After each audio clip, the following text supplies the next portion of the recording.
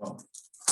Muy buenos días, tengan todos y todas las personas participantes en esta edición número 27 de nuestros ciclos de conferencias Macrohistoria y el Mundo Actual.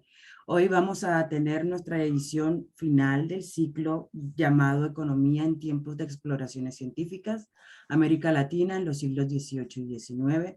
Hoy vamos a tener la presencia y la participación muy grata del doctor Javier Lamiquis. El doctor Javier, su conferencia será sobre la historicidad de las redes comerciales. El doctor es doctor en historia de la Royal Howard University of London. Su directora de tesis fue Penelope Caulfield. Disfrutó de una beca postdoctoral de la University College London. Entre 2010 y 2012 fue profesor de Historia Económica en la Universidad Autónoma de Madrid y desde 2012 es profesor de la misma materia en la Universidad del País Vasco. Es autor del libro titulado Truth and Trade in the 18th Century Atlantic War, Spanish Merchant and Trade of the Merchants, y ha publicado artículos de investigación en reputadas revistas como Hispanic American Historical Review, Colonial Latin American Review, Revista de Historia Económica e Internacional, Journal of Marching History.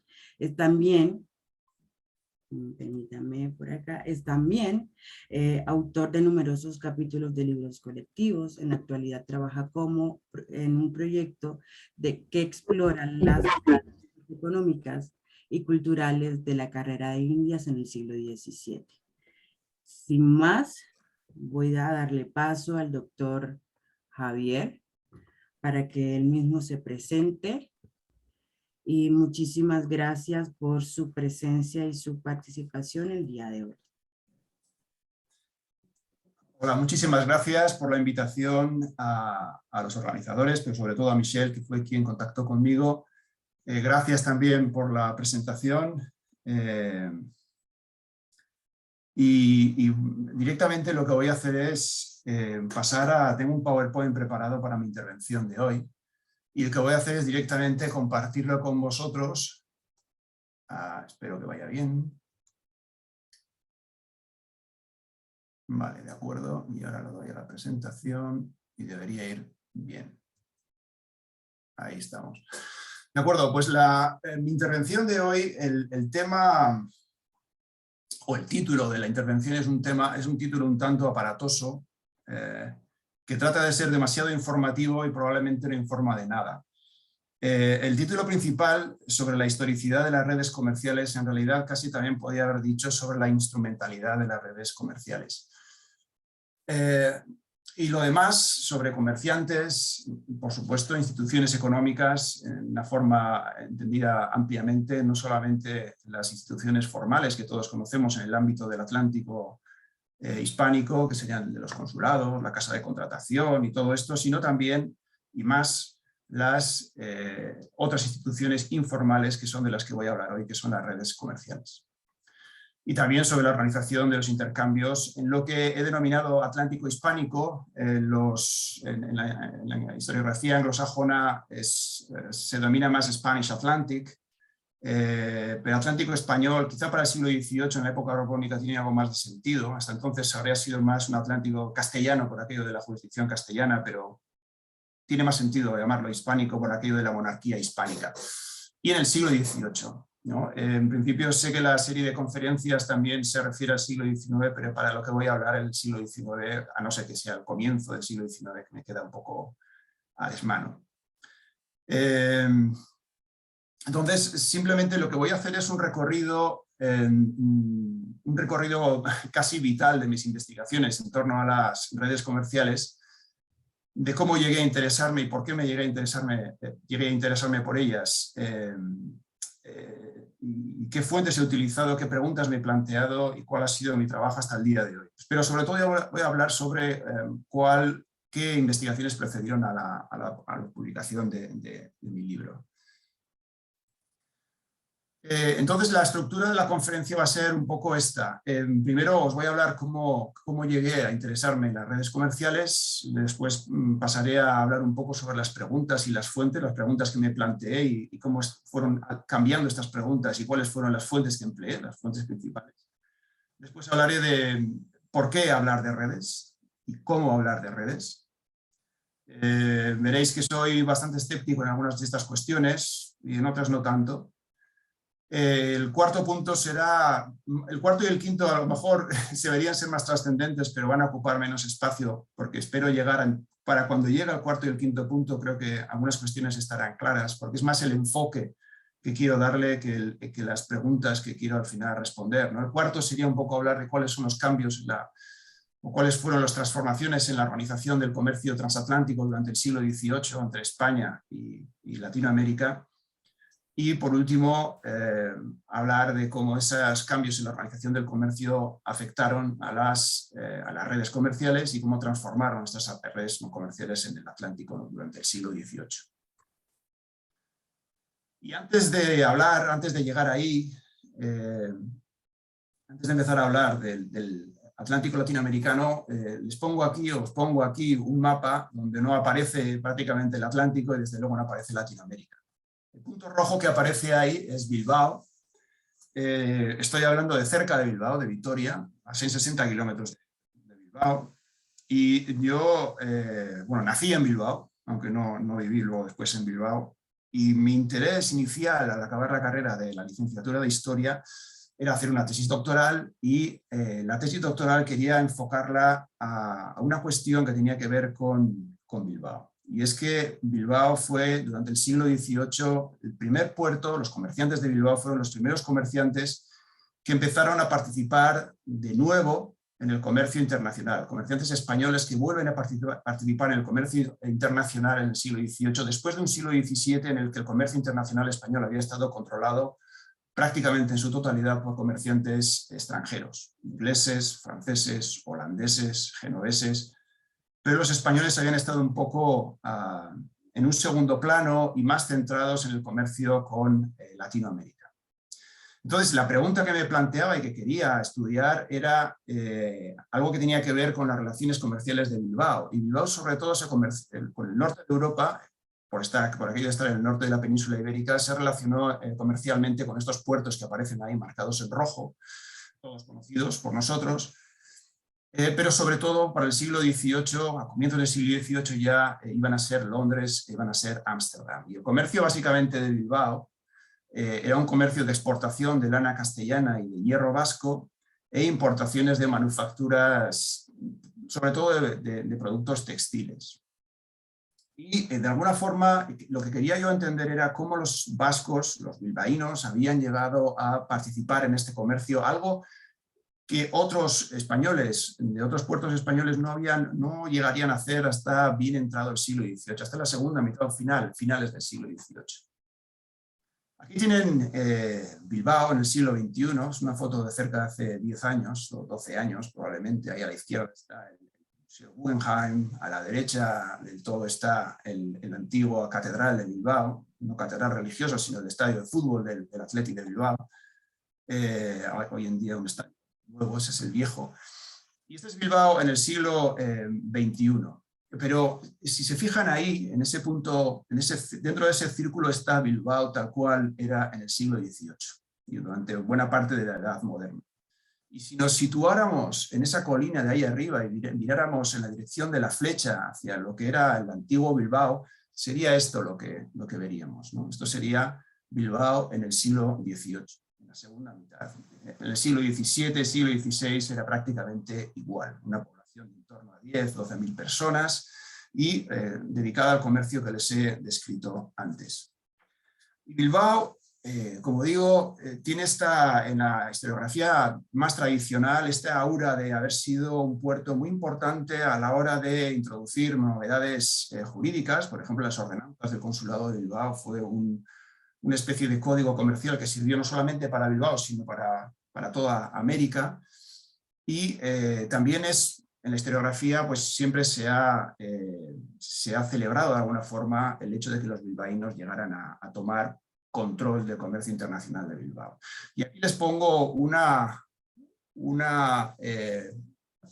cita tomada de un ilustre historiador español, Antonio Domínguez Ortiz, 1976, pero eso es una idea que se repite en otros lugares también, desde ya mediados del siglo XX.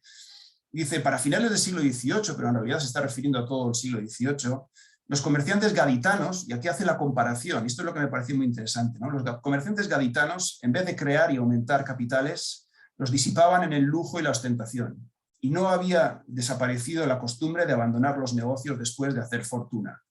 Más auténtica burguesía fue la de Bilbao. Y esta idea de más auténtica burguesía era algo que a mí me chocaba, me parecía muy, muy interesante, ¿no? Y la pregunta, insisto, era de nuevo decir, ¿cómo consiguieron los bilbaínos? ¿Qué había entre los bilbaínos que les llevó a participar en el comercio internacional después de un siglo de práctica inoperancia? Entonces, el propio consulado de Bilbao, y creo que todos sabemos lo que eran los consulados, una especie de gremio, también tribunal mercantil, de ello hablaré a lo largo de este trabajo en algunos momentos. Los bilbaínos ellos mismos se arrogaban ese hecho, ¿no? Y eran muy conscientes de haber sido los primeros en salir del yugo extranjero, como llamaban ellos, ¿no? Decían, los bilbaínos consiguieron, y cito, no solo igualar, sino también superar las máximas de los extranjeros, apoderándose del tráfico, y esto era muy importante para mí, apoderándose del tráfico activo de las lanas y después de todo el comercio de las ropas. Y la historiografía de alguna forma dice, los extranjeros fueron expulsados y los bilbaínos tomaron control del comercio, ¿no?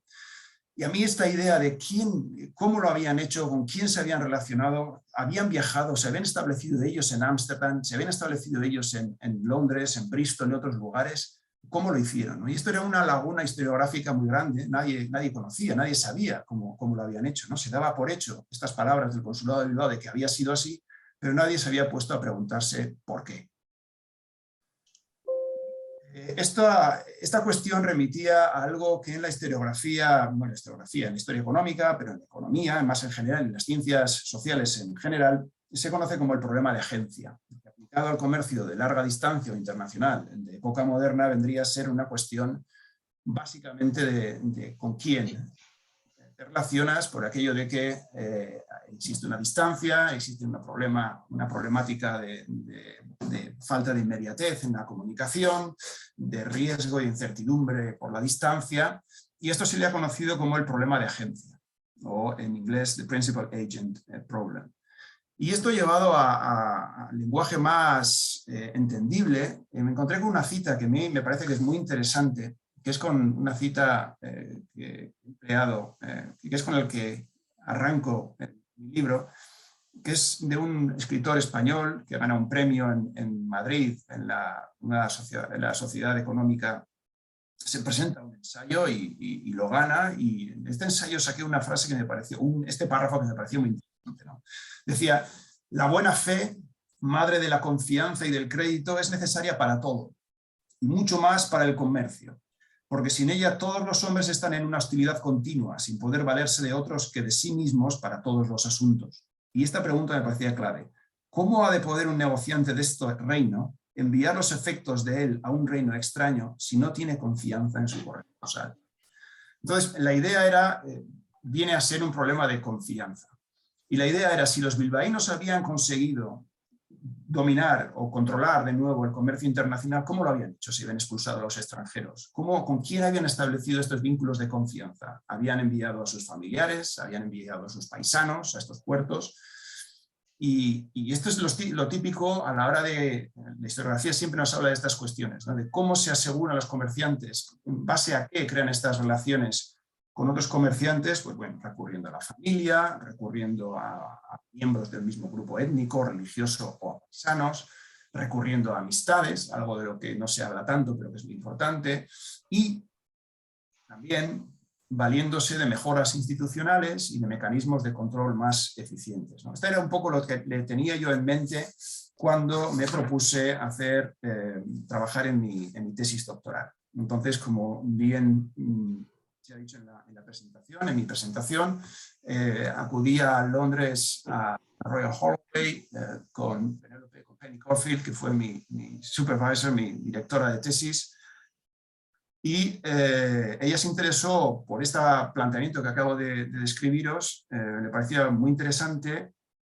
porque aunaba no solamente la historia económica, sino también la historia social y cultural, ¿no? Y cómo la historia cultural y la historia económica pues, se afectaban una a otra. A mí esto siempre me ha parecido muy, muy importante recalcarlo, ¿no? Es algo que los que trabajan historia económica desde la formación economicista o económica a menudo dejan de lado. Me tiré, pues eso, hice la tesis doctoral en Royal Holloway, después una postdoctoral con Julian Hoppit como mentor en UCL, en University College. Y esta experiencia fue muy buena, buenísima, porque era una buena universidad, eran dos buenas universidades, pero también porque me permitió, y esto puede parecer contradictorio, porque al final yo iba a acabar trabajando no solamente sobre el caso de Bilbao, sino también sobre el Atlántico hispánico, sobre el comercio colonial. Y si me hubiera planteado el comercio colonial desde un principio, probablemente no hubiera optado por estas personas para que me dirigieran la tesis, y probablemente me hubiera quedado en España o hubiera acudido a una universidad española para hacer la tesis. Y en cambio, el hecho de haber cambiado de aires, haber ido a un lugar donde estos historiadores prácticamente no sabían nada del comercio colonial español, me sirvió para sentirme más libre a la hora de abordar la temática que quería abordar, para sentirme más libre, para utilizar más la imaginación y no estar tan constreñido, porque sé que suele ser así, cuando uno hace la tesis bajo alguien que ya ha trabajado esta temática, al final está muy condicionado por el trabajo que ha hecho este director o directora o la generación anterior, ¿no? Y es un poco difícil salir de las directrices que vienen marcadas ya por la inercia historiográfica que viene marcada por la generación anterior. En cambio, yo estuve totalmente libre de todo esto, ¿no? Y esto me permitió pues, dar un poco más rienda suelta a la imaginación, que es algo muy importante de cara a la investigación. El fruto de ese trabajo fue la publicación en 2010 de este libro sobre comercio y confianza, pero que toca cuestiones que en la actualidad me siguen interesando. No es algo que haya dejado en el pasado, aunque esté trabajando más sobre el siglo XVII.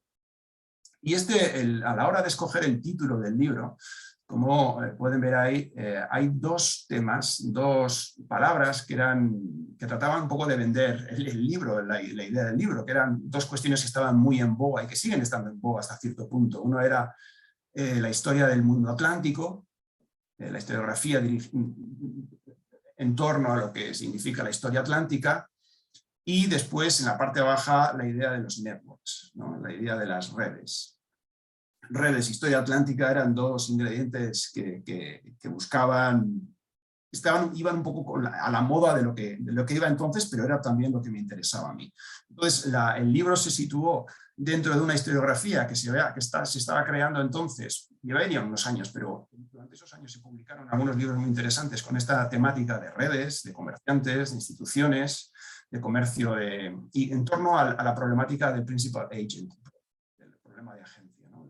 El libro de Trivelato, de Francesca Trivelato, muy conocido, Van Este, Aslanian, el libro de Ogilvy, que es más sobre instituciones, con el que tengo muchos problemas, pero un libro también que trataba de redes hasta cierto punto, y el libro de Sherilyn Harty, y hay otros más.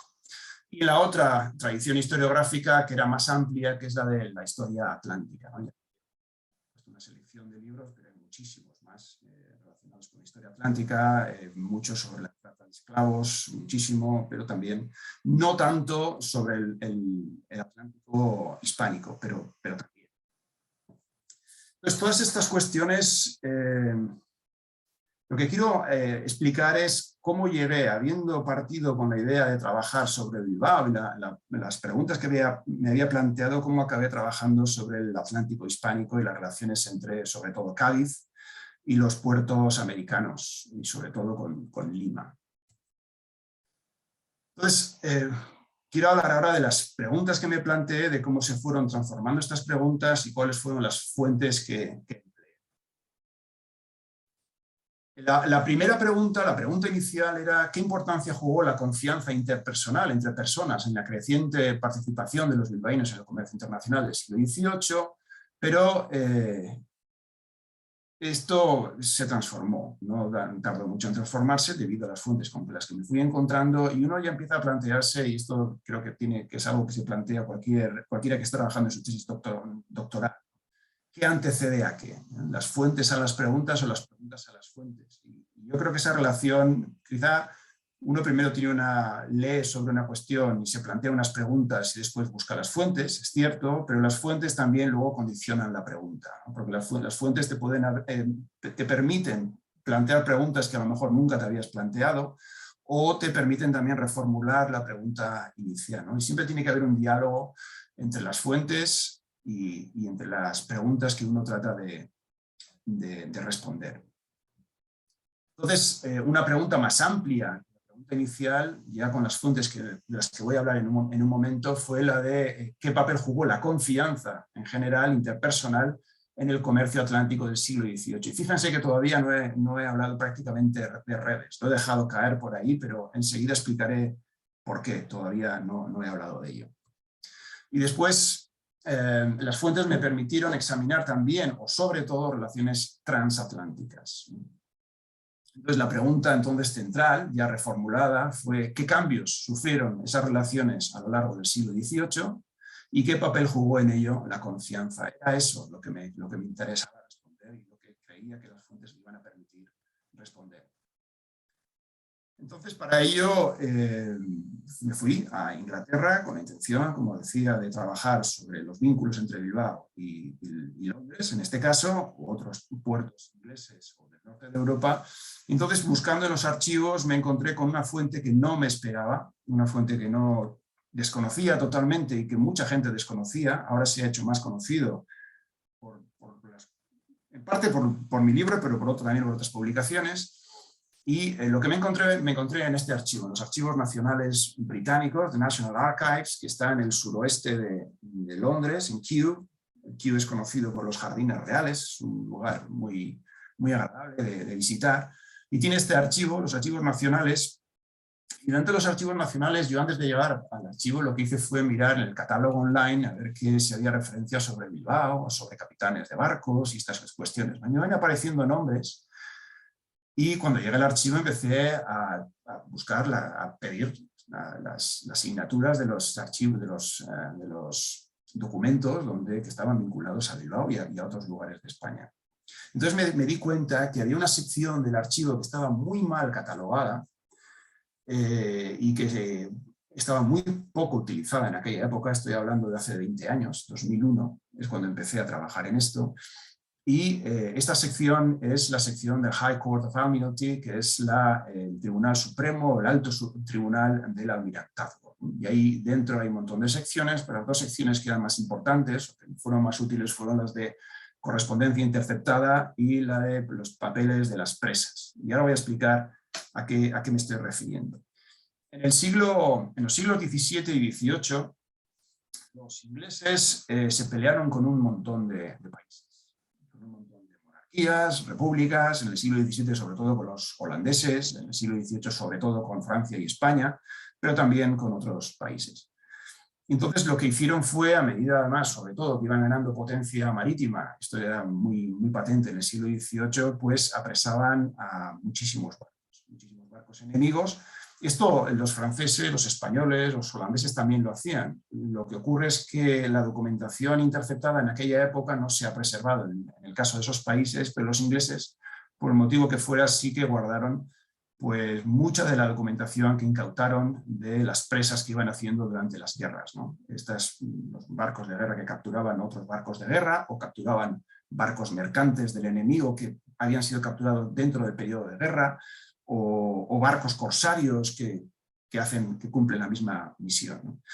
Entonces, para los siglos XVII y XVIII, sobre todo, en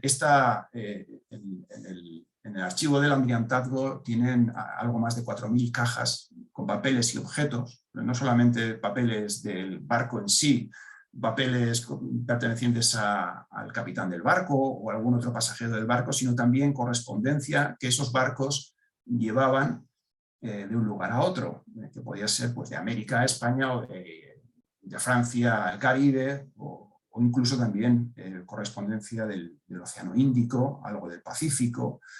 Ya digo, más de 4.000 cajas, ¿no?, pertenecientes a 30.000 embarcaciones apresadas.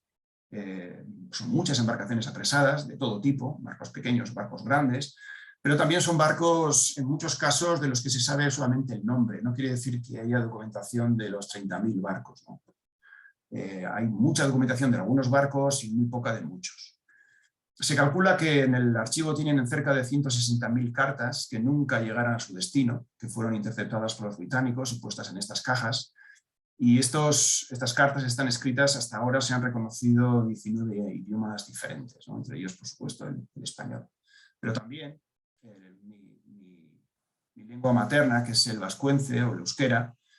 Y aquí como ejemplo una caja donde descubrí por casualidad en el 2002 correspondencia que había sido enviada de Bayonne, de Francia, del País Vasco francés, a la Canadá francesa, con cartas en euskera, algo que desconocíamos totalmente y que, bueno, conseguimos publicar en 2015. Lo que vengo a decir es que toda esta colección de correspondencia es una auténtica cápsula del tiempo, porque esta correspondencia fue incautada, fue puesta en estas cajas y ha permanecido ahí sin que la tocara nadie durante cientos de años. Y también objetos. Antes me he referido a objetos porque en muchos casos hay también objetos como anillos, hay algunos collares, hay cuadernos de anotaciones, hay carteras de cuero con cartas dentro, pertenecían igual a un capitán. Hay trozos de telas que eran, pues, muestras que envían los comerciantes para que sus contactos compren exactamente lo que le están pidiendo. Hay un montón de cuestiones que son muy interesantes y que tienen una utilidad tremenda. Estos últimos años hay un proyecto, y esto lo menciono porque algunos de vosotros, si estáis interesados y que sepáis que se está haciendo, yo creo que es muy interesante. Hay un proyecto financiado por el gobierno alemán. Al principio se intentó que fuera el gobierno europeo, pero era un lío tremendo burocrático conseguir financiación europea y fue al final el gobierno alemán quien puso el dinero para llevar a cabo la digitalización de toda esa documentación de la que os estoy hablando. Y la Universidad de Oldenburg, encabezado por Dagmar Freist, que es quien encabeza este proyecto, The Price Papers Project, ahí tenéis la dirección online, pretende catalogar y digitalizar los papeles pertenecientes a esos cerca de 30.000 embarcaciones, y tienen esta página web que es muy interesante. En el centro ahí veis cómo pone Price Papers Portal, soon to be online, quiere decir que están digitalizando y todavía no está online todo el material que están digitalizando, pero lo van a ir colgando. Este es un proyecto que no se va a hacer en unos meses, calculan que tardarán cerca de 20 años en hacerlo, quiere decir que es mucho dinero y mucho trabajo, y lo van a poner totalmente gratis online. Quiere decir que cada vez habrá más material, lo irán organizando y será accesible para cualquier persona. Esto es un auténtico tesoro para quien quiera trabajar estas cuestiones de historia marítima, no solamente historia marítima, sino historia comercial, y veréis también que otras cuestiones. ¿Y qué decir sobre el caso español? Es a lo que voy, y al caso del comercio transatlántico. Aquí tenéis un cuadro que se pintó semanas después de que tuviera lugar esta batalla, la batalla de Vigo, pintada por un pintor alemán que vivía en Ámsterdam, para celebrar esta batalla, esta victoria de los ingleses y los holandeses sobre una flota de galeones españoles que acababan de regresar de Veracruz, de Nueva España, y que en lugar de ir a Cádiz se habían resguardado en la bahía de Vigo, en el noroeste de España, de la península. Los ingleses y los holandeses llegaron, atacaron, y este cuadro recoge ese momento, ¿verdad? Bien, este es un momento histórico del que sabemos muchas cosas, pero lo que se desconocía era que en aquella ocasión me encontré un saco, no este exactamente, pero parecido a este, y el saco estaba escrito en la época en que había en la misma época en que lo capturaron, una anotación que ponía: en esta bolsa hay papeles y paquetes relacionados con los galeones que fueron atrapados en Vigo y que fueron traídos por el capitán Thomas Dykes en diciembre de 1702. ¿Con esto qué quiere decir? Que vamos a encontrar para el siglo XVIII en cada una de estas guerras, y recordad que España iba a estar en guerra con Inglaterra asiduamente a lo largo del siglo XVIII hasta el final de las guerras napoleónicas, prácticamente la mitad, algo menos de la mitad de todos los años España estuvo en guerra. Francia desde luego la estuvo y España generalmente fue durante buena parte del siglo XVIII su aliada, no en la parte final, pero sí la mayor parte del siglo XVIII. Entonces, ¿esto qué significa? Que podemos tener, que encontramos de hecho barcos españoles interceptados, capturados con correspondencia en distintos momentos, distintas fases de este siglo XVIII. Y esto es muy interesante porque no solamente nos permite ver quién se relacionaba con quién, pero también nos permite ver en qué medida iban cambiando esas relaciones, en cuanto a con qué frecuencia se comunicaban, qué tipo de información se intercambiaban, si había documentación relacionada con información económica en cuanto a precios, en cuanto a la descripción de las mercancías que pedían, cuál era el papel el sistema en que, o la frecuencia de barcos, como decía. Hay mucha información de la que se podía extraer de esta documentación.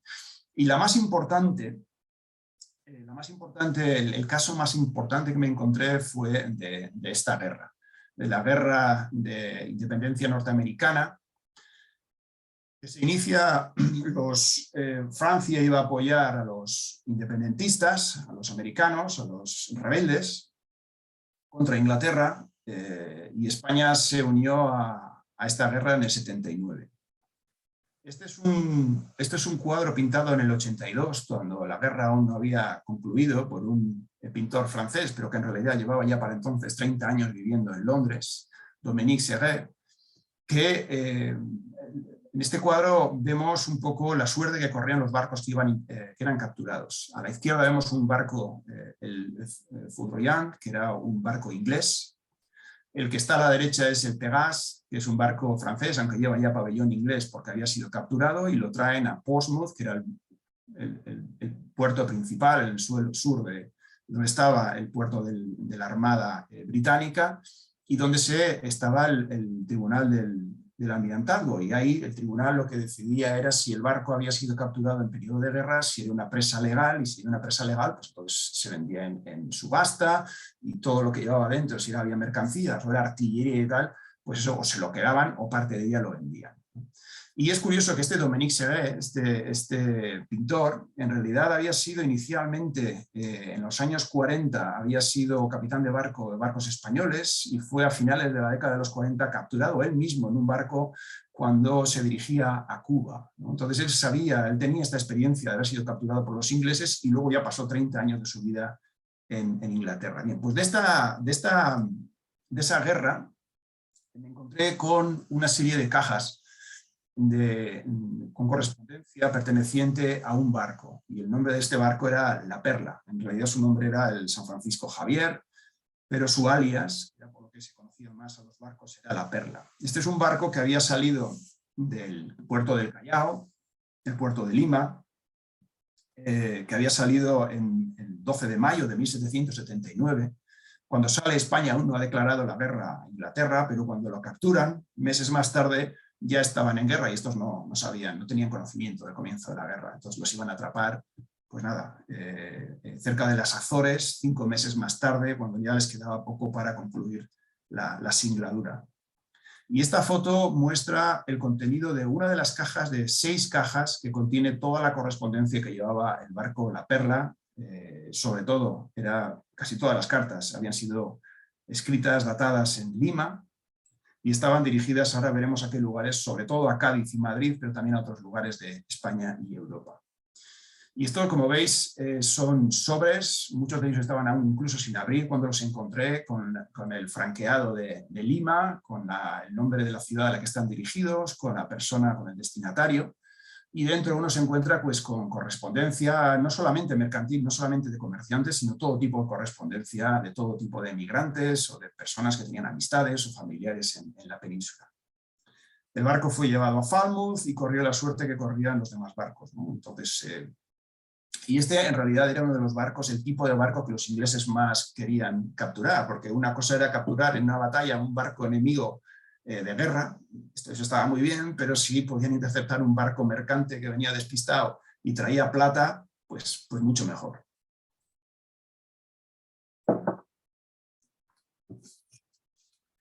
En la correspondencia del barco, lo que hice fue fijarme en cuál era el contenido de toda esta correspondencia. Eran 1.529 sobres franqueados, otros 402 sobres insertos en esos mismos sobres, en total más de 2.200 cartas, y luego otra serie de documentación muy interesante. Y lo importante aquí era que estaban, y esto era algo muy curioso, y es muy curioso porque es una fuente tan única que uno no tenía en qué basarme, en qué fijarme para decir qué hago yo con esto, ¿no? ¿Qué han hecho otros historiadores? No había nadie que hubiera encontrado algo así. ¿Qué tipo de preguntas, qué tipo de enfoque le puedo dar a estas fuentes? Entonces eran 540 personas remitentes diferentes que escribían a 926 destinatarios diferentes, y de ellos 188 eran comerciantes, claramente, entre los remitentes, y casi 300 entre los destinatarios, ¿no? Los lugares a los que iban dirigidas eran sobre todo Cádiz, más de la mitad de las cartas, Madrid, algo más de un quinto, y luego un montón de lugares diferentes, la mayoría de ellos en la península, pero también algunos fuera de la península, ¿no? Hay alguna carta a Londres, hay alguna carta a París, hay alguna carta a Bayona, hay alguna carta a Roma.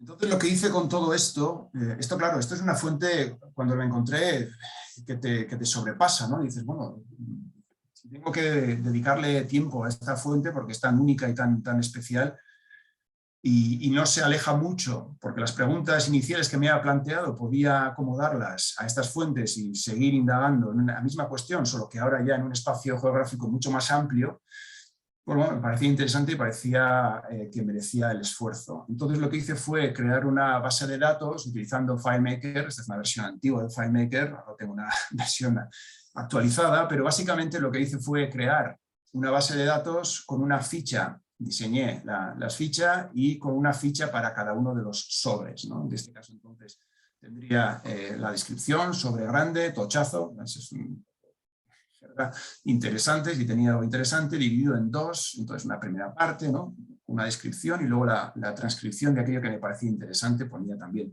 qué personas aparecen mencionadas en las cartas, porque luego te sirve esto para hacer búsquedas, qué lugares estaban mencionados en el contenido de las cartas, en este caso Valparaíso, Santiago de Chile, Arequipa, Truzco, y luego también, ahí veis cuántos, 1.531 fichas, quién escribía a quién, ¿no? En este caso Joaquín José de Arrese, luego os enseñaré el contenido de este sobre, a Nicolás Rojas y Barrón.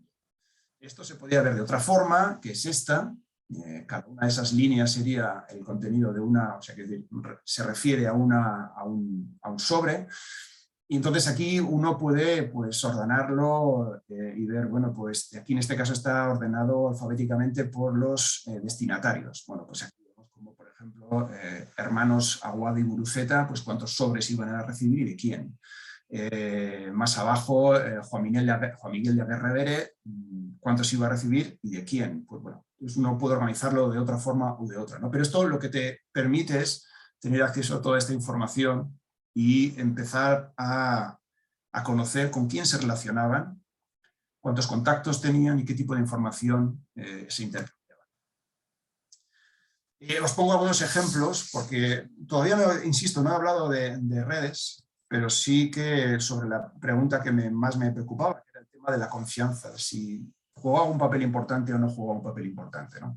Y aquí tengo algunos ejemplos de la importancia que tenían las redes, y no me voy a alargar con esto, pero básicamente con la primera yo creo que sobra, y así voy adelantando, porque si no me voy a retrasar. Domingo de la Rea, José de Llano, le decía: faltando a la confianza y a mis órdenes, se apoderó usted de lo que tenía de mi pertenencia a su cuidado, sin dar al destino que le previne. Y esta cuestión de la confianza o de la falta de confianza, del crédito, de la reputación, de los rumores, de la información que puede afectar la reputación de alguien, esto era una constante en la correspondencia, ¿no? Y era algo que me permitía hablar de lo que quería hablar. Pero claro, aquí me surgió una cuestión muy importante, una duda muy importante, y era si debía estudiar las relaciones entre comerciantes, es decir, sus redes, desde la óptica de la teoría socioeconómica, o si tenía que olvidarme de la teoría socioeconómica. Cuando digo teoría socioeconómica, pues son cuestiones como de redes sociales, aunque hay el tema teórico además no entra tanto, pero ahora veremos la teoría de grafos en qué consiste. Y también la teoría relacionada con el capital social. También había mucha o bastante literatura que venía de los años 90 relacionada con la teoría de juegos, para ver cómo el problema de agencia se resolvía con cuestiones muy complejas que, llevadas a cuestiones prácticas, y yo tenía mucha evidencia empírica, pero me parecían un poco problemáticas, ¿no? Y hay dos citas que quiero compartir, que siempre he tenido muy presente y que creo que el historiador tiene que tener muy presente. El historiador económico, o el historiador en general, pero el historiador económico sobre todo, está entre dos disciplinas que tienen muy poco que ver entre ellas, que es la economía y la historia. Y los métodos que se emplean en una u otra disciplina y la otra disciplina son muy diferentes. Los historiadores solemos fijarnos más en la evidencia empírica y nuestras explicaciones o nuestros métodos son inductivos. Si queremos llegar a una teoría, pues partimos del método inductivo, miramos a la evidencia y ahí vemos qué patrones se repiten y si hay una forma de explicarlo todo, una forma que podamos teorizar. Y en cambio los economistas lo que hacen es tiran, pues como Sherlock Holmes, de un método deductivo, ¿no? Con muy poco intentan explicarlo todo. Y esto es algo que es muy difícil de congeniar, ¿no? Entonces yo como historiador siempre tenía otras citas también, pero estas dos yo creo que son muy significativas. Una es de Mary Douglas, en su libro sobre How Institutions Think. Dice: cuando miramos de cerca la construcción del tiempo pasado, encontramos que el proceso tiene muy poco que ver con el pasado y todo que ver con el presente. Y esto es algo que cuando se utiliza la teoría socioeconómica es muy habitual. Otra cita también muy importante, la de Francesco Bodizzoni en su libro The Poverty of Clio, la pobreza de Clio, que dice: desde el punto de vista de la historia económica solo importa una cosa, la conformidad de la teoría a los hechos, ¿no? Y no viceversa. Y esto es algo que uno se encuentra, la viceversa es algo que se encuentra muy a menudo. Por eso el texto que quise compartir para quien quisiera leerlo es un texto que publiqué en 2017 sobre capital social, redes y confianza en el comercio de larga distancia en la Edad Moderna. Creo que el título está ahí más corto del que debería ser. Y era una visión crítica partiendo insisto, de una cuestión que era algo que me planteé cuando trabajaba en mi tesis doctoral, y era si tenía que recurrir a estas teorías socioeconómicas para explicar lo que quería explicar, o si se podía explicar sin tener que recurrir a teorías socioeconómicas. Esto, desde luego, es a posteriori, 2017, y aquí llegué de buena fe, quiero decir que me planteé la posibilidad, leí, me empapé de estas cuestiones, pero mi interpretación, mi lectura era bastante escéptica. Y en este texto mostraba por qué era escéptico en cuanto a temas teóricos. Pero si había algo que sí me ayudó a trabajar el tema de la confianza, es un esquema, esto es un esquema de 2012, pero en mi mente es un esquema que funcionó desde el comienzo mismo, y es que la confianza se generaba en distintos ámbitos y había distintos niveles de confianza. Había una confianza personal que se genera y se mantiene en el cara a cara o entre personas, sin tener que ser el cara a cara, aunque sea a la distancia, pero se conoce con quién y se tiene información de quién se trata.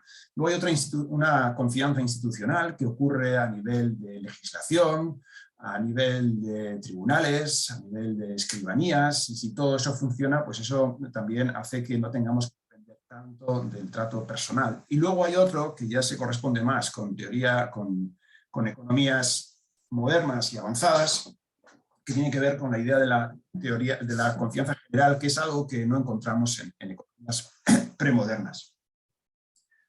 Bien, entonces, todavía, como decía, no he hablado de la cuestión de las redes, y la pregunta que me planteo es ¿por qué hablar de redes? ¿De qué sirve hablar de redes, ¿no?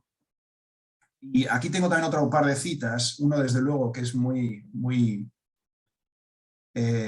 que sirve un poco para entender, cada vez que recurrimos a teoría socioeconómica o ámbito socioeconómico desde un punto de vista teórico, el peligro es enorme, porque uno recurre a terminología como redes sociales, que se ha convertido en tan habitual, y uno puede acabar metiendo la pata y utilizándolo de forma poco apropiada, ¿no? Ahí está esta cita que publicaba en el 92 en un libro sobre redes, precisamente la Harvard School of Business, y una de las personas que trabaja allí decía: cualquiera que lea lo que pretende ser bibliografía sobre redes no tardará en percibir lo acertado de la analogía entre dicha bibliografía y una jungla terminológica en la que cualquier recién llegado puede plantar un árbol. Cualquiera podría decir, las cosas han mejorado desde el 92, obviamente, pero sigue siendo entre historiadores muy habitual hablar de redes sin después decir demasiado sobre redes, ¿no? Quiero decir, redes de una forma muy, muy metafórica o excesivamente metafórica. Esta cita de David Hancock, 2005, en la que hablaba un poco de redes, decía: en el comercio de la edad moderna las redes fueron intentos colectivos de resolver los problemas originados por los mayores costes de información y transacción asociados al comercio de larga distancia, ¿no? Que viene a ser que las personas los comerciantes tuvieron incentivos para relacionarse, para estrechar vínculos, precisamente porque las largas distancias hacían que los costes de transacción y los costes de información fueran mucho mayores. Y para reducir esos costes, pues había que construir estos vínculos.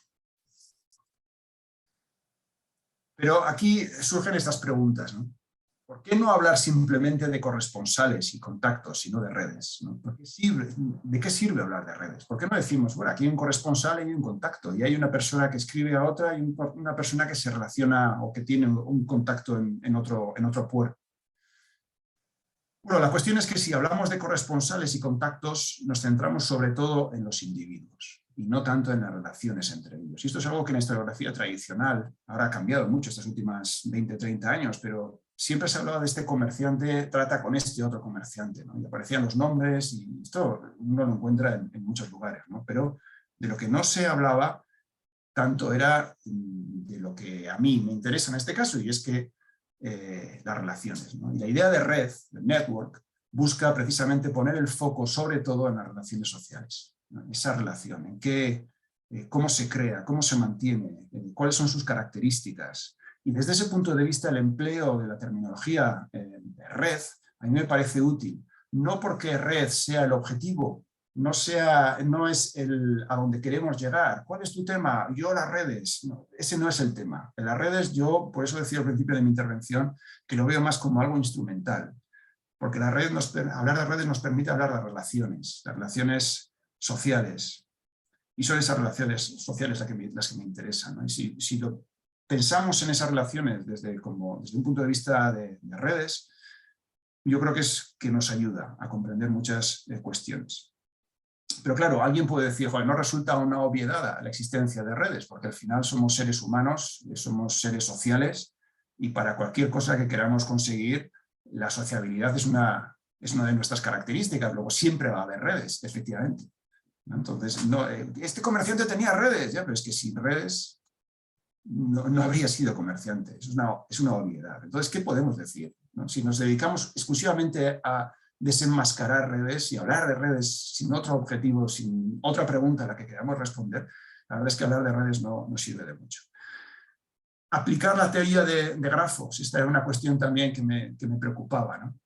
Mal llamada teoría de grafos, porque no es una teoría, sino que es una serie de instrumentos que sirven para representar gráficamente las relaciones sociales, que parte de la Social Network Analysis, del análisis de redes sociales, que muy empleado en sociología y en otras disciplinas, donde tienen la información que requieren para estos grafos, ¿no? Y con toda la información uno seguro que puede encontrarle utilidad. Pero en cambio, y aquí voy a poner algunos ejemplos de historiadores que han recurrido a los grafos, tenemos los nodos, los vínculos, la densidad, todos estos marcadores, parámetros que se utilizan en el análisis de redes sociales, pero a mí siempre me había parecido, estos son algunos ejemplos que he puesto aquí, solamente para ver las formas que van adquiriendo estas redes, y que a mí personalmente no me dicen gran cosa, ¿no? Aquí pongo solamente la imagen, pero obviamente estos artículos los he leído y no me han aportado gran cosa.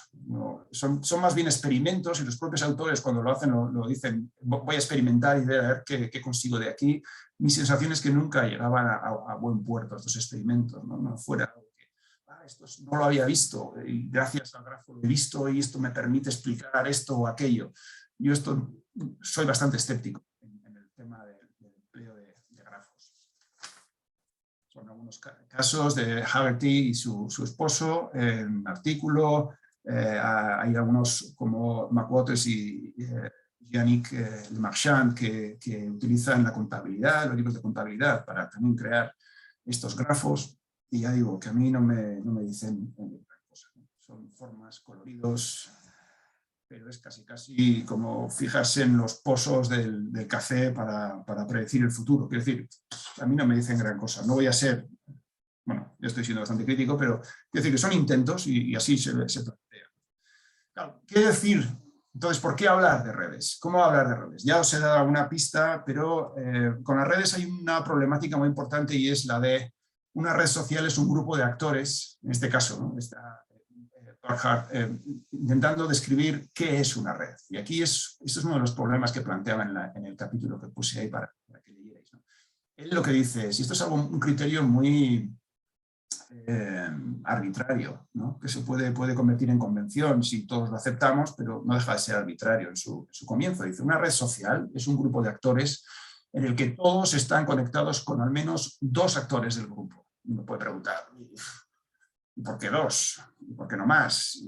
Pero claro, esto es aplicado a cuando tenemos información suficiente, pero ¿qué ocurre si vamos al siglo XVIII y esta información, carecemos de esta información porque los archivos privados no nos lo permiten o porque los archivos privados no existen? Pues es muy, muy complicado, ¿no? Aplicado al comercio de época moderna, en este caso del siglo XVIII, Van Este nos da una idea más certera de lo que puede ser una red, ¿no? Dice, una red mercantil es una asociación libre e informal de comerciantes que emprenden negocios de una forma estable, duradera y mutuamente beneficiosa. O Trivelato, y esta me parece mucho más acertada, ¿no? Ella dice, si pensamos en términos de redes sociales, y esto es importante, pensar en términos de redes sociales, podremos acortar la distancia que separa concepciones existencialistas de la confianza de conjeturas sobre los efectos igualizantes de las instituciones legales, ¿no? Es decir, bueno, en cuanto a con quién se relaciona un comerciante, si las concepciones existencialistas son las de necesito confiar en esa persona porque si no, no voy a poder comerciar con él, y el otro extremo es no hace falta ningún tipo de confianza porque las instituciones legales se aseguran de que no te van a engañar, ¿no? Entonces, algo para entender cómo funciona entre esos dos polos el comercio de época moderna, pues pensar en términos de redes sociales es muy útil. Y pensar en términos de redes sociales significa no solamente identificar quién se relaciona con quién, sino qué tipo de relación. Aquí os pongo un ejemplo sacado de la correspondencia de La Perla. Se trata de Joaquín José de Arrese, comerciante nacido en la península vasco, nació en el País Vasco, que pasó muchos años establecido en Lima. Y él envió 13 sobres franqueados a 11 destinatarios en la correspondencia de la Perla, y aquí vemos a quién escribe cuántos, entre paréntesis, cuántos sobres escribe, o cuántos sobres envía cada uno de estos corresponsales. Y aquí tenemos el caso de Nicolás de Rojas y Barrondo, a quien envía 3 sobres. Y para que veáis una idea de qué tipo de información podemos encontrar dentro de esos sobres, aquí tenemos el contenido de uno de los sobres que envía a Rojas. Aquí están numeradas, pues esto es el número 2, ahí arriba es el sobre franqueado, que está como muy deteriorado, pero dentro de ese sobre es donde estaba todo el resto. Y aquí tenemos pues están las cuentas respectivas al haber, cuentas respectivas al debe, 4 conocimientos de carga, que son un recibo que te da el capitán una vez has metido el barco, una carta, 4 recibos y 3 cuentas de venta, cuenta corriente de Rojas con Arrese, del 73 al 79, un montón de información Y lo interesante aquí era que esta información no solamente era entre Rojas y Arrese, que este en particular sí, pero que tenemos a casi 200 comerciantes escribiendo a 300. Entonces no tenemos, podemos generalizar a partir de este ejemplo, porque es un ejemplo que incluye a muchos comerciantes, ¿no? Y eso es lo que me parecía interesante de esta fuente. Pero la pregunta entonces era, y de ahí lo de la historicidad en cuanto a capacidad de mutación, ¿no?, de las redes, de las relaciones, es que la pregunta que me planteaba, lo que muestra la correspondencia de la perla es válido para cualquier otro momento del siglo XVIII o del siglo XVII o del siglo XVI. ¿Es algo peculiar de ese año, del 79, o es algo que se puede extrapolar a otros periodos anteriores? ¿Fueron las relaciones transatlánticas inmutables a lo largo del tiempo o variaron? Y si lo hicieron, entonces, ¿en función de qué?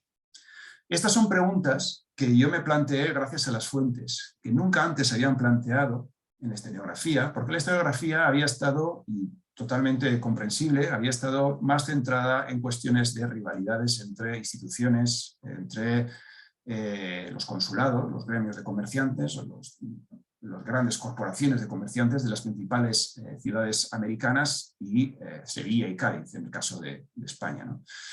El consulado de Lima, el consulado de Nueva España o de México, el consulado de Cádiz, ¿no? Esa rivalidad que es cierta y que siempre que generó muchísima documentación, pues era un poco donde se había centrado la historiografía, y en cambio apenas se había dicho nada sobre las relaciones entre los comerciantes de Cádiz y los comerciantes de Lima y de México y de otros lugares de América. Y esta correspondencia que me encontré me enseñó que las rivalidades consulares no eran tan importantes entre los comerciantes, independientemente de si uno pertenecía a un consulado u otro. Lo importante realmente era la relación entre ambos, y esa relación iba más allá de la pertenencia o no a un consulado, pero eran las fuentes las que me estaban enseñando esta cuestión, ¿no? Entonces, la hipótesis era, ¿qué pudo hacer cambiar estas relaciones a lo largo del tiempo si lo hizo? Las relaciones transatlánticas, era mi hipótesis, así como el incentivo para crearlas y mantenerlas, estuvieron condicionadas por el sistema de intercambios, ¿no? ¿Cómo varió el sistema de intercambios y qué cambios ocurrieron en el siglo XVIII? Eso tuvo que tener, era mi hipótesis, efecto sobre las relaciones transatlánticas. Y para ello os pongo este cuadro, que es un momento clave, un punto de inflexión, diríamos, entre las relaciones entre los comerciantes en España y los comerciantes en Latinoamérica. Este es el bombardeo, el ataque británico sobre Portobelo en noviembre del 39. Este es un cuadro de Samuel Scott. Y básicamente al comienzo de la guerra de la oveja de Jenkins, los británicos atacan Portobelo, destruyen la fortaleza de Portobelo, y la importancia de Portobelo residía, como seguramente sabréis, en que era el lugar de intercambio había sido durante cerca de 2 siglos, siglo y medio, antes había sido Nombre de Dios, pero un par de siglos, el lugar de intercambio entre los comerciantes del Perú, de Lima sobre todo, y los comerciantes de Sevilla y después de Cádiz. Aquí tenéis el sistema de galeones, el famoso sistema de flotas y galeones antes de 1739. Aquí tenemos el caso, ya que estamos hablando de la perla, pues el comercio que llevaba a cabo la perla en el periodo anterior habría sido no por la vía directa del Cabo de Hornos, sino de Cádiz saldría una flota con destino a Cartagena de Indias, otra flota salía, la Armada del Sur salía de Lima con dirección a Portobelo, y cuando llegaban noticias de que la Armada del Sur llegaba a Portobelo, entonces los de Cartagena de Indias, la flota, se acercaba a Portobelo y ahí celebraban una feria, intercambiaban la plata peruana de Potosí por las mercancías que llegaban de Europa, y cada uno pues volvía a su lugar, ¿no? Entonces volvían por La Habana, los galeones, y la Armada del Sur, con poco más dificultad, regresaban a Lima. Esto fue hasta 1739, y la guerra de la oveja de Jenkins lo que hizo fue que este sistema obligatoriamente se cancelara. Y se canceló, y la única alternativa que quedó fue el comercio directo, ¿no? Y este cambio, una vez se adoptó de forma temporal, después acabó siendo permanente. Para el caso del Perú, Para el caso de Nueva España estuvo vigente durante 20 años, después se regresó al sistema de flotas, pero el sistema de flotas se compaginó con el de los navíos de registro, con navíos sueltos que iban a Nueva España, y finalmente también en el caso de Nueva España se desechó. ¿Y esto qué es lo que consiguió? Y es un poco, ya voy a ir acabando porque ya creo que estoy llegando a la hora.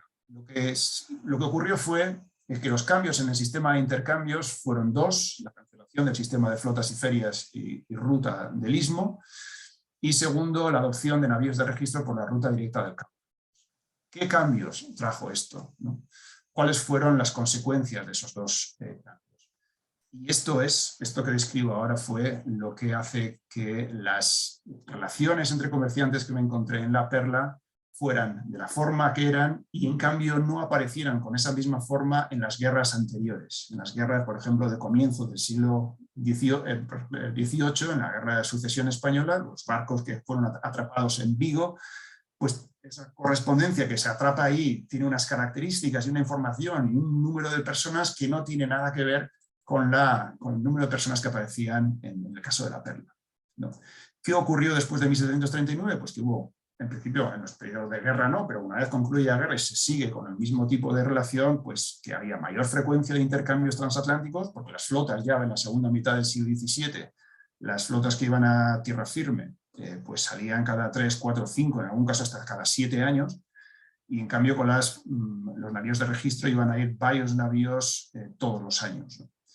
Mayor volumen de intercambios, un giro minorista del comercio, porque si alguien compra mercancías y sabe que la siguiente flota no va a llegar en varios años, pues compra muchas, y esto favorece a los que pueden comprar mucho, pero si un barco llega hoy, pero a lo mejor el mes que viene llega otro, pues uno no tiende a comprar tanto porque la relación es mucho más frecuente, entonces a la mayor comunicación también el giro minorista se da en cuanto a que las modas empiezan a ser mucho más importantes, los comerciantes empiezan a preocuparse de pedir cosas mucho más específicas y de enviar la información que al final llega también a los talleres y las manufacturas europeas, pidiendo exactamente lo que querían. También supuso mayor concurrencia, mayor número de comerciantes que van a participar en esas condiciones. Y luego también la mejora del correo entre España y el Perú, ¿no? Porque esta relación más frecuente lo que hizo fue que los comerciantes empezaran a demandar por primera vez una mejora significativa de las comunicaciones transatlánticas, de que hubiera, aparte de los barcos mercantes que llevaban a la correspondencia, hubiera también navíos de aviso que iban a cruzar ya en la segunda mitad del siglo XVIII el Atlántico mensualmente.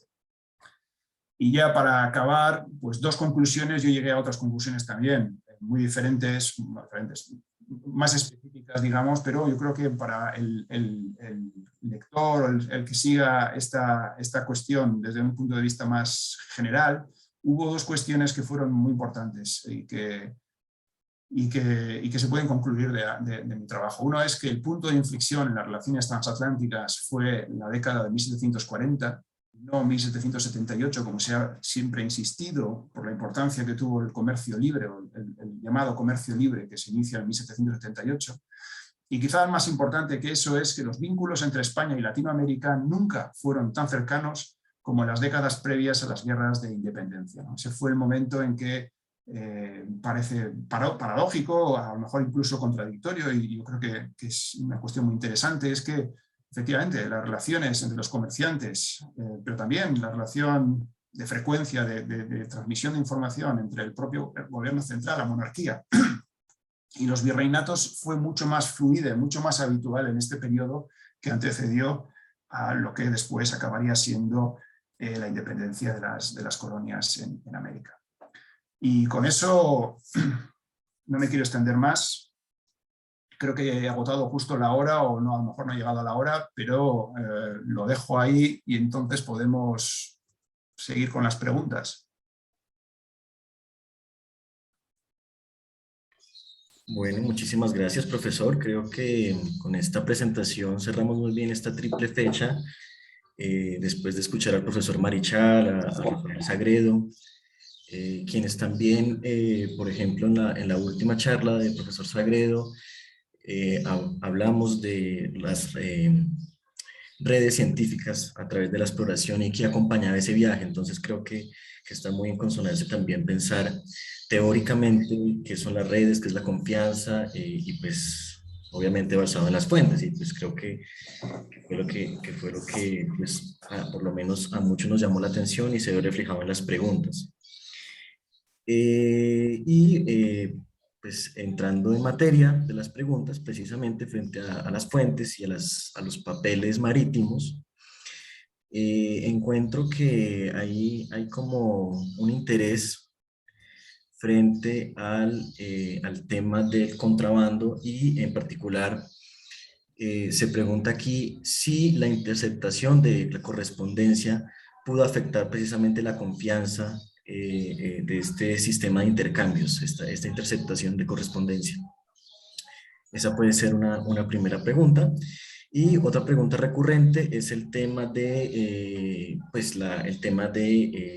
si en las fuentes usted ha encontrado algo relacionado o ejemplos puntuales con la trata de esclavos, y en particular porque pues si la fecha importante que de pronto modula estas relaciones entre España y América puede ser 1740, estamos hablando pues de una época de la Guerra del Asiento y en donde la esclavitud pudo jugar un papel. Creo que podríamos empezar por ahí. Vale, pues gracias. Sobre si el hecho de que los barcos pudieran ser interceptados afectó a las relaciones de confianza, la respuesta es creo que no, no lo sé, pero sí que tenemos que tener en cuenta que estos barcos o la correspondencia que enviaban los comerciantes, sobre todo los comerciantes, pero también otras personas, habitualmente enviaban la correspondencia por duplicado o incluso por triplicado. Podía ir el barco, una carta, unos sobres, en este caso en la Perla, pues por el Cabo de Hornos, pero luego podía ir otra correspondencia por Buenos Aires o incluso otra por el Caribe. Entonces, en periodo de guerra iba a ser más complicado que esta correspondencia llegara al otro lado del Atlántico, pero en principio el hecho de que fuera interceptada la correspondencia no afectaba tanto a las relaciones entre las personas involucradas en esa relación. Lo que sí ocurre es que la guerra lo que hace sí es que hay momentos en que, claro, alguien toma la decisión, digamos en Perú, de enviar plata, de embarcar plata que pertenece a un comerciante de Cádiz, y esa decisión resulta ser una decisión mala porque el barco es interceptado cuando había sospechas de que podía ocurrir, ¿no? Eso sí puede afectar a la relación entre dos comerciantes, sin duda. Y hay historias muy bonitas que me encontré en la prensa británica de barcos que vienen del Perú y que son interceptados en la década de los 40 y más tarde también en medio del Atlántico, cargados de plata, que tratan de huir de los barcos de guerra británicos, que finalmente son capturados, pero cuando son capturados, como han estado huyendo durante 2 o 3 días, es el tiempo que han empleado en generar agujeros por todo lo que es el barco por el interior para esconder la plata, ¿no? Entonces, para los ingleses después todo, una vez capturaban el barco, lo llevaban al puerto, era descubrir dónde habían escondido los españoles la plata para poder sacarla, ¿no? Bueno, estas son anécdotas que son muy interesantes, pero en cuanto a cómo afectaban las relaciones de confianza, yo creo que no afectaban. La trata de esclavos, en el caso español, yo los barcos que encontré, porque como sabéis,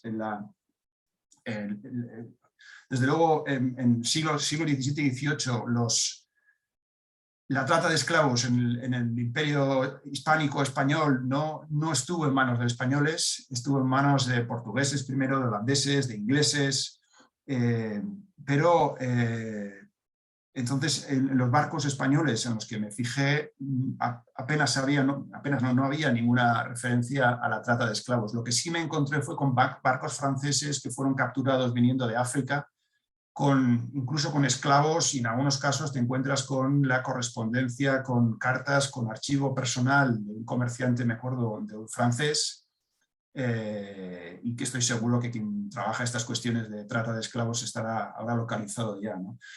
Pero ya digo que en el caso de los barcos españoles la trata no es algo que aparezca en esta correspondencia. Muchas gracias. Hay otra pregunta y es en relación a las redes, ¿no? Pues que usted muy bien pues nos llama la atención sobre tener un cuidado frente a cómo se conceptualiza y a todas las tradiciones teóricas que pueden estar involucradas. Y estas fuentes para las redes muchas veces son la correspondencia, como que las cartas, la comunicación epistolar.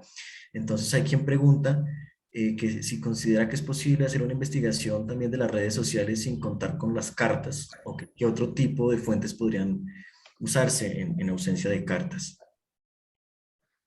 Eh, yo creo que me resulta bastante evidente que la correspondencia epistolar es una fuente muy útil para estudiar.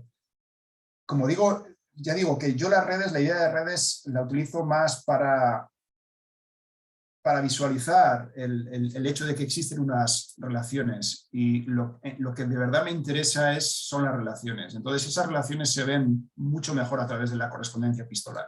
¿Qué otras fuentes? Bueno, la documentación notarial de escribanías, de protocolos notariales, es otra fuente válida también. Lo que ocurre ahí es que el lenguaje que se emplea es muy protocolario, es muy poco personal, digamos, entonces es muy difícil conocer las características cercanas de la relación de las personas involucradas, ¿no? Entonces, no digo que no se puede, y de hecho se hace, ¿no? Y bueno, uno puede fijarse, por ejemplo, decir, bueno, a mí las relaciones personales a lo mejor no me interesan tanto, pero sí me interesan las relaciones de negocios, de comerciales, de inversiones, de lo que sea, y ahí ese tipo de redes, digamos, sí se pueden estudiar desde la documentación notarial, ¿no? O desde la contabilidad, por ejemplo, ¿no? Podemos no tener correspondencia epistolar, pero sí disponer de un libro de cuentas de un comerciante. Bueno, pues ahí podemos extraer información. Pero a mí personalmente, como me interesaba la calidad de la relación, el tipo de relación y cómo cambia esa relación, resultaba absolutamente necesaria la correspondencia epistolar, ¿no? Bueno, ¿ha detectado usted indicios sobre contrabando en la correspondencia? Y de ser así, ¿qué características particulares implicaría este tipo de relación en comparación con cualquier otro intercambio ilegal? Textualmente la leí. El tema del contrabando y del fraude, que son dos cosas diferentes, es algo sobre lo que estoy trabajando ahora en el siglo XVII. Cuando me dediqué al siglo XVIII no presté tanta atención al fraude y al contrabando.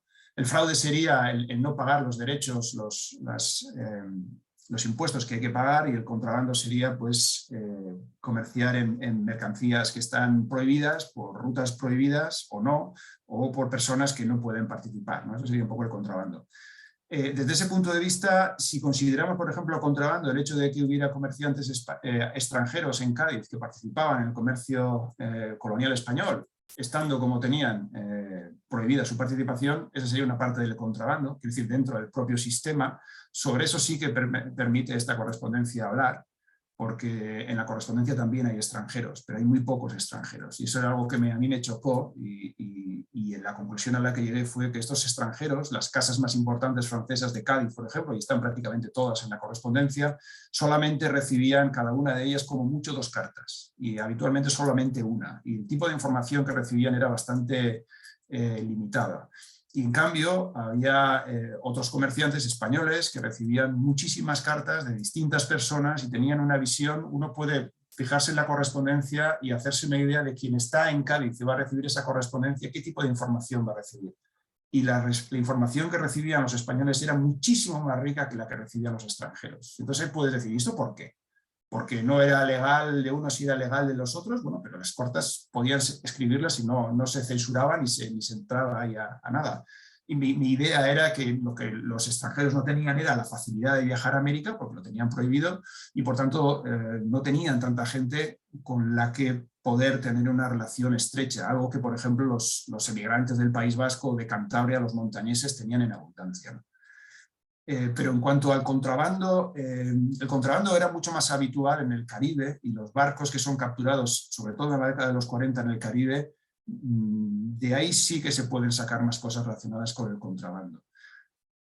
pero mi impresión es que muy poco, y es algo muy chocante, ¿no? Porque sabemos que el Caribe era un nido de contrabando continuo, pero quien está involucrado en el comercio legal o semilegal parece estar un poco, vivir en un mundo paralelo, ¿no? Donde el contrabando a lo mejor no es tan importante, pero el fraude sí, el no pagar impuestos es lo que les preocupa, ¿no?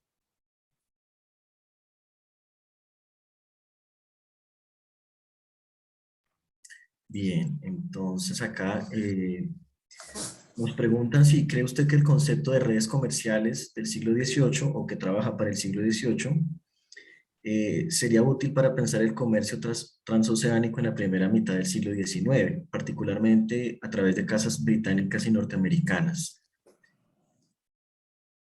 Estoy convencido de que sí. Sobre estas cuestiones, Manuel Llorca publicó un libro muy interesante, chileno, Manuel Llorca Jaña, un libro muy interesante sobre la presencia británica, el comercio británico en esa primera mitad del siglo XIX con el Cono Sur, y hay otros trabajos también, y en realidad hasta que no se acortan mucho las distancias, porque entra el barco a vapor, pero el barco a vapor que acorta mucho, cuando se consigue que la información fluya de una forma mucho más rápida, ¿no? Cuando llegamos al siglo XX con el telégrafo y después más tarde con el teléfono y tal, eso cambia mucho las relaciones, porque también cambia la forma de comerciar y de invertir, ¿no? Pero yo diría que la primera mitad del siglo XIX es muy similar en cuanto a las relaciones personales y las redes, muy similar a lo que encontramos en la segunda mitad del siglo XVIII, en el caso del comercio colonial español. Yo diría que las relaciones personales siguen siendo muy importantes, se hacen avances institucionales, pero muy poco a poco. Entonces las instituciones pues, van ocupando, en cuanto a, quiero decir, las jurisdicciones, tribunales, la agilidad del tribunal. Todo esto va tomando forma poco a poco, pero sigue siendo, yo diría, el peso de la relación personal sigue siendo muy, muy importante. Sí, pues acá nos preguntan, pero creo que ya lo respondió, que después del giro que toman sus investigaciones, pues por la riqueza del archivo, me imagino que también por el encuentro de las cajas en la Perla, que si siguió preguntándose por las relaciones interpersonales o actores concretos para entender parte del proceso. Creo. Digamos, si hubo un giro allí también en su mirada gracias a las fuentes. Sí, lo que me permitió ver, y ya que, no sé, creo que una serie anterior, ¿no?, de estas conferencias tenían que ver con la macrohistoria, ¿no?, si no recuerdo mal, lo que sí permite ver, o lo que sí me permitieron estas fuentes, pero las fuentes cuando vamos al detalle, al nivel micro, a mí lo que me preocupaba era ver, explicar el macro, lo que estaba ocurriendo a nivel atlántico desde un punto de vista de grandes procesos, si esos grandes procesos se podían ver en el día a día, en la experiencia vital de un comerciante, ¿no? Y si servía una cosa para explicar lo otro. Mi impresión era que sí, las fuentes me lo demostraron, y viceversa, ¿no? Que esas experiencias vitales del día a día al final también están conformando lo que está ocurriendo en el Atlántico a nivel mucho más macro, digamos, ¿no? Entonces, yo creo que el historiador siempre tiene que tener esas dos visiones muy presentes, ¿no? Uno puede, por ejemplo, encontrar, que es muy habitual, pues encontrar la documentación, un archivo privado de una familia o de un comerciante, de una casa comercial, pero es muy complicado a partir de ahí explicar de cosas más generales. ¿Qué está ocurriendo con el resto? ¿Cómo de representativo es este ejemplo? Y estas fuentes lo que me permitían era hablar de cierta representatividad, no en casos concretos, quiero decir, no en una persona a la que pueda seguir durante 20 o 30 años, no era eso, eran fotografías muy precisas de momentos diferentes del siglo, que hablaban del día a día, pero a la vez, en conjunto, me permitían hablar de procesos históricos y de cambio en un periodo más extenso. Desde ese punto de vista, las fuentes sí que me ayudaron como historiador a fijarme en cosas que a lo mejor anteriormente en las que no me había fijado.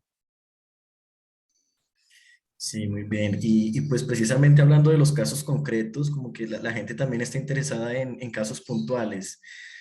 ¿Podría darnos ejemplos de situaciones concretas que afectaran la confianza entre comerciantes, pues basado en estas fuentes? Sí, sí, hay muchísimas anécdotas.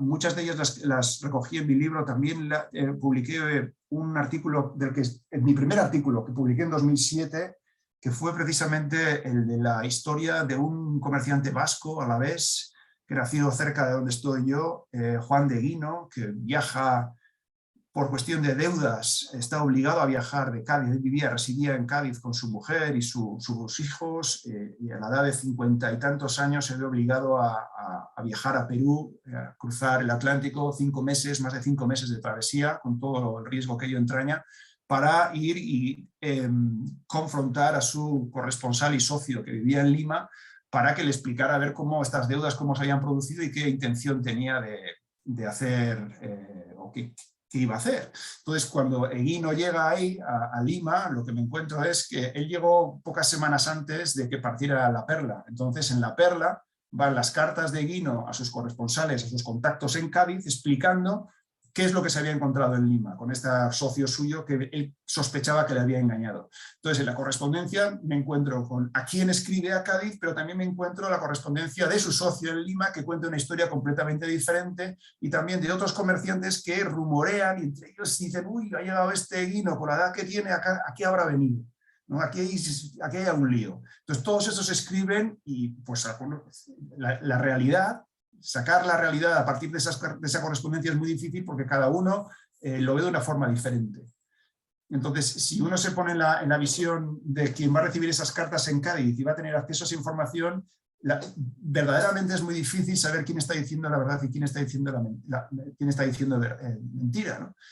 Y eran unas cuestiones que tienen que ver con la confianza que eran muy significativas. Y luego viajé a Lima y me encontré con el testamento de su socio allí en Lima. Y 20 años más tarde, cuando estaba haciendo el testamento, gran parte, el 80% de su testamento es sobre aquel episodio que tuvo con Eguino que acabó arruinándolos a ambos. Y una de las cuestiones que hizo Eguino cuando llega a Lima es no ir a vivir con su socio. Y el hecho de que no fuera a vivir con su socio y se alquilara una casa para él mismo ya creó un revuelo tremendo en la comunidad de comerciantes, porque decía, ¿cómo es que este no va a vivir con su socio? Algo debe ocurrir aquí. Entonces, lo que Eguino le pedía a su socio era que le dejara los libros de contabilidad, que se los dejara ver, y el otro se negaba y decía, bueno, pues mientras no me dejes los libros de contabilidad, no voy a ir a vivir contigo. Y uno puede pensar, joder, qué cosa más rara, ¿no? Porque uno querrá ir a vivir. Porque el hecho de no ir a vivir con su socio, a quien estaba perjudicando desde el punto de vista de la reputación que tenía en la comunidad, era el propio socio. Decía, bueno, ha venido esta persona, ha cruzado el Atlántico, a la edad que tiene, que es tu socio, y no viene a vivir contigo, es que seguramente le has engañado. Todo esto no lo sabían los demás. Pero este tipo de...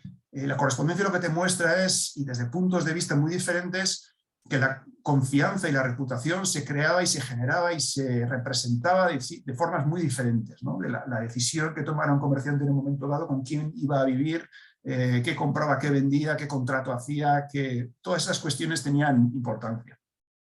Y la correspondencia, esta correspondencia en concreto, te permite encontrar anécdotas que son muy significativas y que te ayudan a entender la importancia, ¿no? En este caso de la confianza. Sí, de hecho en el texto que usted nos sugirió nos cuenta que a veces para el tema de la agencia se contrataban a varios agentes o que viajaban, ¿no? Los mismos implicados o el mismo comerciante viajaba en la embarcación y hay toda una serie como de estrategias para modular esa agencia, ¿no?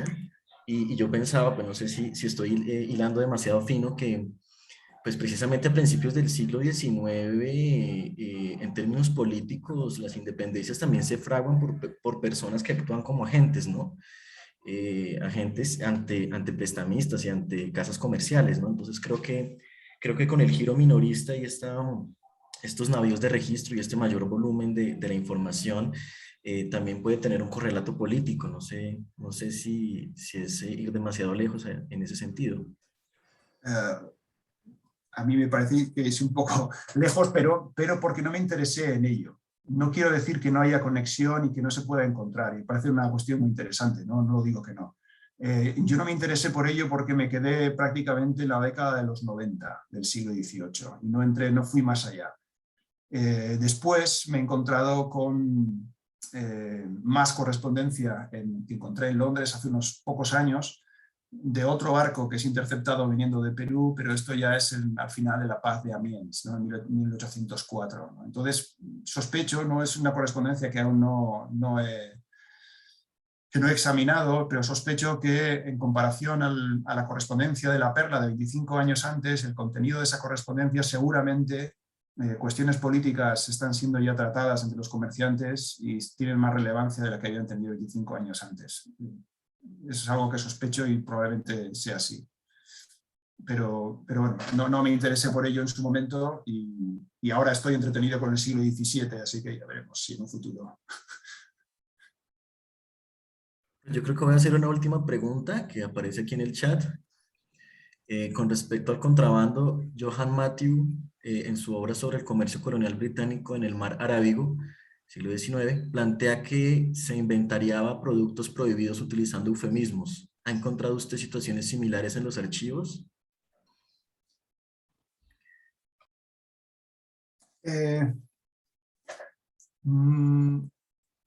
No, pero no creo que utilizaran eufemismos en el caso del comercio colonial español. Y me explico. El contrabando las mercancías, cuando pasaban por aduana para pagar los derechos que tuvieran que pagar, algo que estaba muy instaurado en la tradición del comercio colonial era, en el caso español, era que las mercancías no fueran inspeccionadas en la aduana. Que el embalaje con el que llegaba el comerciante, si traía, por ejemplo, textiles, fueran franceses o fueran holandeses o donde fueran, que en algunos casos podían estar prohibidos. Una ley que defendían los comerciantes y que desde la época de Felipe II, y seguramente con Carlos, Felipe II era muy claro, y después durante todos los reyes era que las aduanas no podían abrir los embalajes, los fardos, los frangotes, las cajas, todo eso permanecía secreto. Entonces esto suponía un problema tremendo para pagar los derechos, porque claro, ¿pagas en función de qué?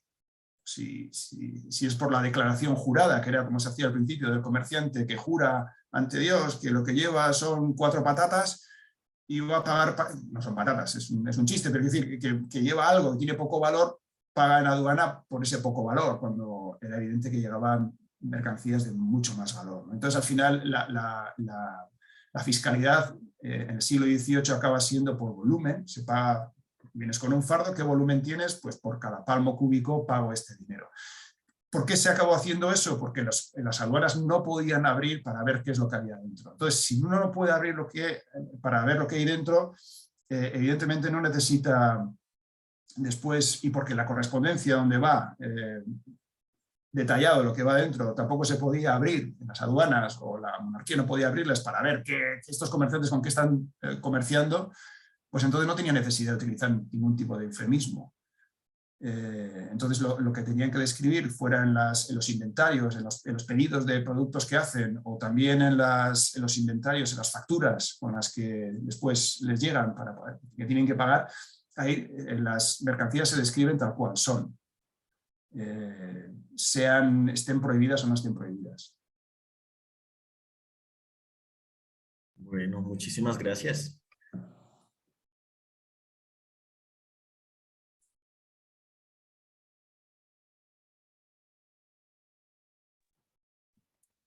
Bueno. Hola, perdón. Muchísimas gracias al doctor Lamikis y a Nicolás, sí, a Nicolás, perdón, por su presentación. Bueno, a Eduardo, discúlpame Eduardo, te estoy cambiando el nombre. Por su presentación y por tus participaciones, tu moderación en la sección de preguntas. Le damos por cerrado, ya vamos por cerrado este ciclo de historia económica en épocas de exploraciones científicas. Permítanme compartirles la presentación.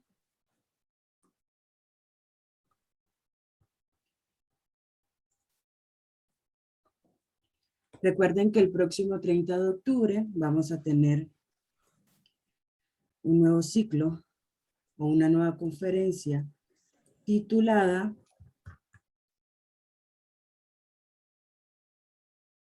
Historia Ecológica Global del Pacífico con Gregory Cushman, a partir de las 10 horas México, 12 horas Chile, 11 horas Colombia.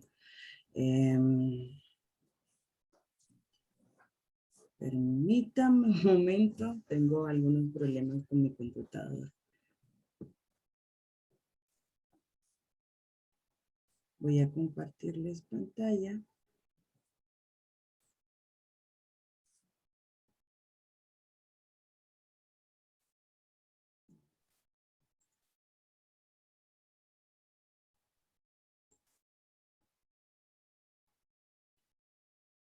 Al parecer no me deja compartirles, pero sería solamente darles las gracias por estar con nosotros hoy. Muchísimas gracias, ya que me están apoyando. Vamos a tener esta presentación de Gregory Cushman, Historia Ecológica Global del Pacífico, el próximo 30 de octubre, a partir de las 10 horas México, 11 horas Colombia, 12 horas Chile, para que se agenden y nos estén acompañando en esta otra conferencia de nuestros ciclos de conferencia Macrohistoria del Mundo Actual. Muchísimas gracias por estar, muchísimas gracias por participar, por sus preguntas, por su participación constante en cada uno de nuestros ciclos. Esperemos que sea de su agrado cada una de nuestras presentaciones. Y nada, hasta luego. Muchas gracias. Muchas gracias. Gracias por las preguntas y gracias por la invitación.